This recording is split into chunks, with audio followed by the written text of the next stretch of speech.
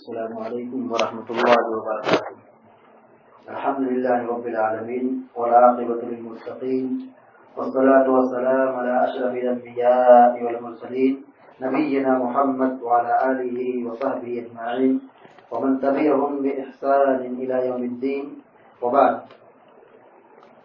کل کے درس میں یہ بات بتائی گئی تھی کہ اللہ کے نبی علیہ السلام جب 10 یا 12 سال کے ہوئے تو اپنے چچا ابو طالب کے ساتھ شام گئے تجارت کی غرض سے، اور پھر جب وہاں کے راہب سے ملاقات ہوئی تو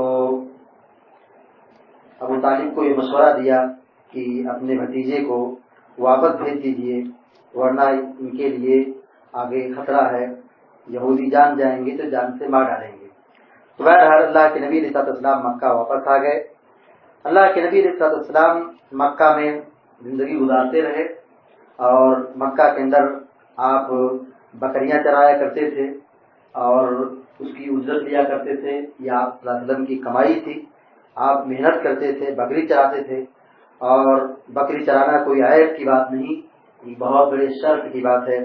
تمام انبیاء اکرام نے بکریاں چرائی ہیں، اس لیے اللہ کے نبی علیہ السلام کہا کرتے تھے کہ جتنے بھی انبیاء دنیا میں تشریف لائے تمام نبیوں نے نبوت سے پہلے بکریاں چرائی۔ تو اس کے اندر ایک بہت بڑی حکمت یہ ہے کہ بکری کا چرانا، یہ اس کے ذریعے سے لوگوں کے مزاج، لوگوں کی نفسیات کا علم ہوتا ہے۔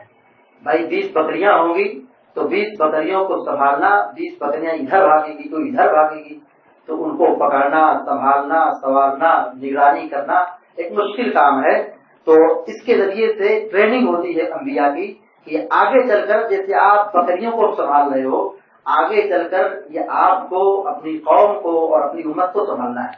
ابھی آپ بکریوں کی قیادت کر رہے ہو، بکریوں کو سنبھال رہے ہو، آگے چل کر کے جب آپ کو نبوت ملے گی تو ایسے ہی آپ کو امت کو سنبھالنا ہے، افراد کو سنبھالنا ہے، لوگوں کو سنبھالنا ہے، انسانوں کی قیادت کرنی ہے۔ اب اس انسان کو سنبھالنے میں اس کے اندر مختلف قسم کے لوگ پائے جائیں گے۔ جیسے بکریاں کچھ بہت تیز بھاگتی ہیں، کوئی بکری بہت نافرمانی کرتی ہے، ایسے ہی آپ سماج میں رہیں گے تو مختلف مزاج کے، مختلف قسم کے لوگ ہوں گے۔ کوئی بہت زیادہ غصے والا ہوگا، کوئی بہت نرم مزاج ہوگا، کوئی اچھا ہوگا، کوئی خراب ہوگا۔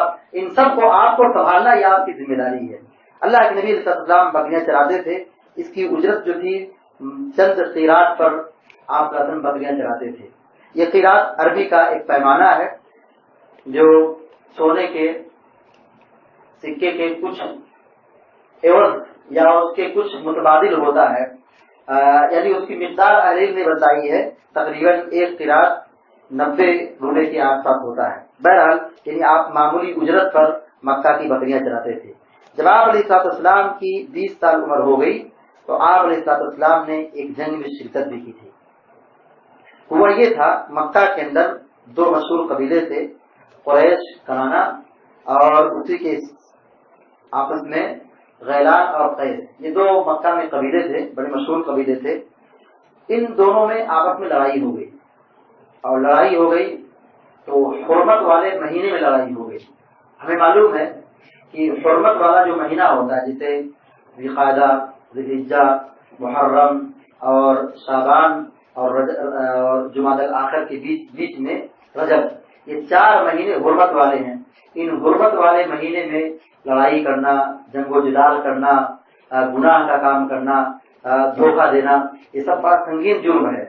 تو یہ لڑائی حرمت والے مہینے میں ہو گئی، تو اس کی بنیاد پر اس کا نام جنگ فجار رکھا گیا، کیونکہ اس کے ذریعے سے، لڑائی کے ذریعے سے مکہ کی حرمت اور ساتھ ہی ساتھ حرمت والے مہینے کے پامال کی جانے کی بنیاد پر اس کا نام جنگ فجار رکھا گیا۔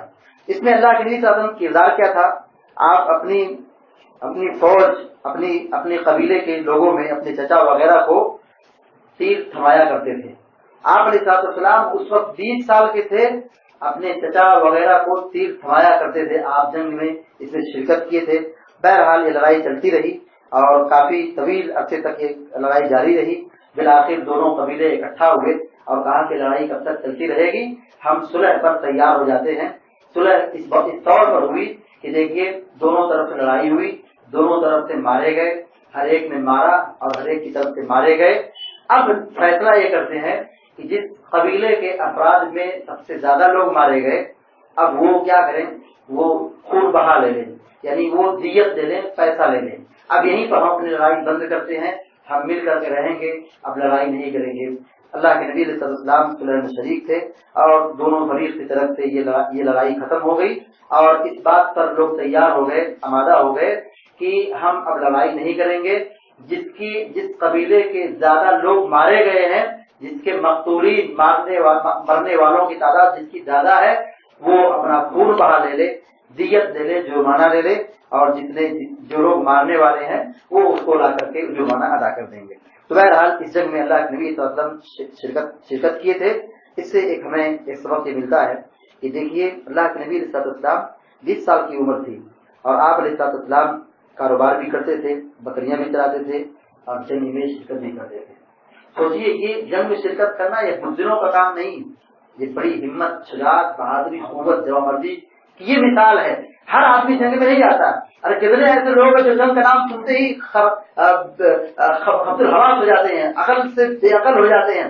جنگ میں جانا بہت دور کی بات، جنگ کے مناظر اور جنگ کے حالات سنتے ہی بے ہوش ہو جاتے ہیں۔ مگر پیارے نبی علیہ السلام اتنے شجاع تھے، اتنے بہادر تھے، 20 سال کے ہونے کے باوجود بھی اپنے چچا وغیرہ کے ساتھ اس لڑائی میں شرکت کیے تھے۔ اس طریقے سے جب اللہ کے نبی علیہ السلام جنگ سے فارغ ہوئے تو اسی مہینے کے بعد، اسی جنگ کے بعد کسی مہینے میں، ذی القعدہ کے مہینے میں ایک حادثہ مکہ میں پیش آیا تھا۔ وہ حادثہ یہ تھا کہ یمن کا ایک تاجر مکہ میں تجارت کرتا تھا، اس نے سامان بیچا، تاجر کا نام زبید تھا، اس نے کچھ سامان بیچا، خریدنے والا مکہ کا عاص بن وائل بڑا شریر قسم کا آدمی تھا۔ اسلام آنے کے بعد بھی اس کی بڑی ترازیں ہیں، آگے انشاءاللہ بتائی جائے گی۔ تو عاص بن وائل شخص نے زبید نامی تاجر سے کچھ سامان خریدا۔ خریدنے کے بعد اب ذمہ داری کیا بنتی ہے، بھائی ہم نے سامان تاجر سے لیا ہے، اب ہم سامان کی جو قیمت ہے اس کو چکا دیں۔ اس عاص بن وائل نے اپنی طاقت کا جوہر دکھایا اور سامان لے لیا اور فرار ہو گیا، قیمت دیا ہی نہیں۔ کہا میں مکہ کا ہوں، تم باہر کے آئے ہو، تم کو کیا قیمت دیں گے؟ سامان لیا، قیمت نہیں ادا کیا۔ بہرحال زبید نامی تاجر جو یمن کا تھا بہت پریشان ہوا، ظاہر سی بات آدمی تجارت کر رہا ہے اور اس کا سامان ایسے ضائع ہو جائے تو بزنس لاس ہو جاتی ہے، قیمت کے نہ ملنے سے تجارت میں بحران کا شکار ہو جاتا ہے۔ تو اس نے اپنے مشہور قبیلوں کو، بنو عبدالدار کو، بنو مخزوم کو، بنو جمعہ کو، بنو سہم کو، بنی عدی وغیرہ کو للکارا پکارا، مدد کے لیے بلایا، مگر کوئی ایک بھی شخص اس کی آواز کو سنے نہیں۔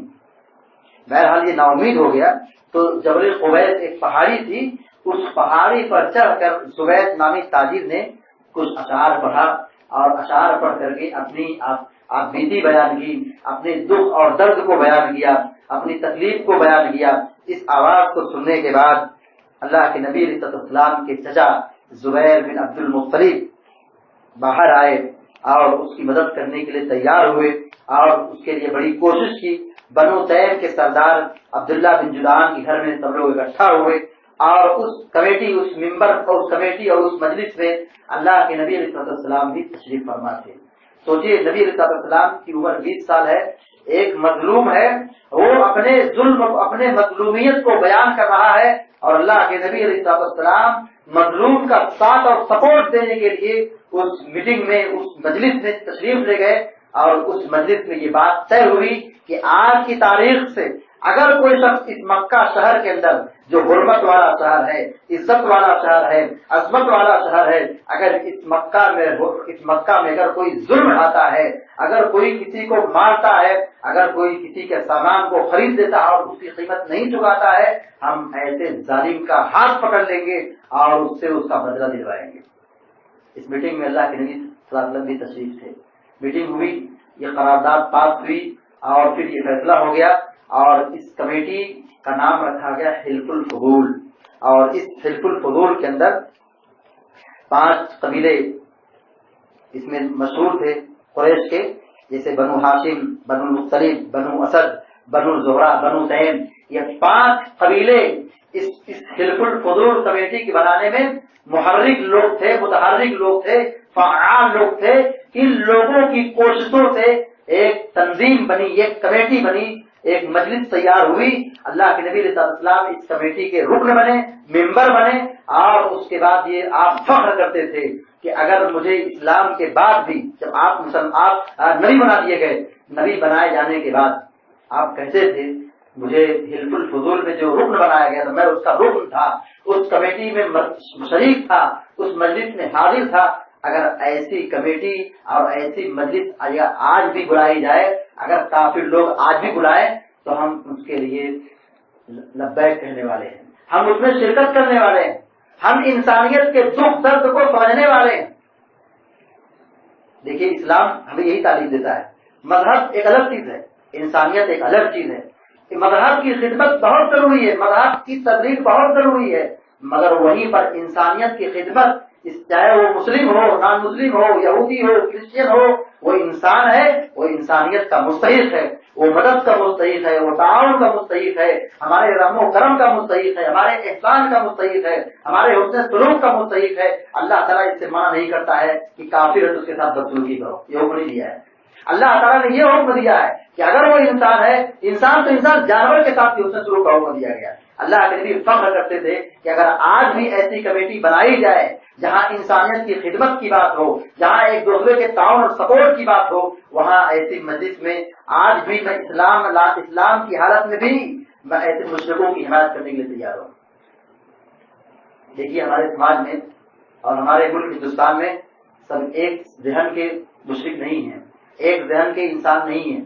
بہت سارے غیر مسلم ہیں جو انسانیت کا درد رکھتے ہیں، جو انسانیت کے مسیحا ہیں، جو انسانیت کی خدمت کرنے والے ہیں. ہمیں ایسے لوگوں سے مل کر رہنا چاہیے، ایسے لوگوں سے فائدہ اٹھانا چاہیے، ایسے لوگوں کا سپورٹ کرنا چاہیے، ایسے لوگوں کی تائید کرنا چاہیے. جیسا کہ اللہ کے نبی علیہ السلام حلف الفضول کمیٹی میں شرکت کر کے یہ فخر کے ساتھ کہتے تھے اسلام کے بعد کہ اگر آج مجھ کو کوئی غیر مسلم بلائے ایسی مجلس میں، ایسی میٹنگ میں، تو میں بھی ایسی مجلس میں شرکت کرنے کے لیے تیار ہوں. اللہ رب العالمین سے دعا کرتے ہیں کہ ہم رحمت اللہ عالمین کی سیرت پڑھ رہے ہیں. اللہ رب العالمین ہمیں رحمت اللہ عالمین کی اوصاف صفات کو اپنانے کی توفیق عطا فرمائے، ان کے اخلاق اور ادوار کو اپنی زندگی میں نافذ کرنے کی توفیق عطا فرمائے.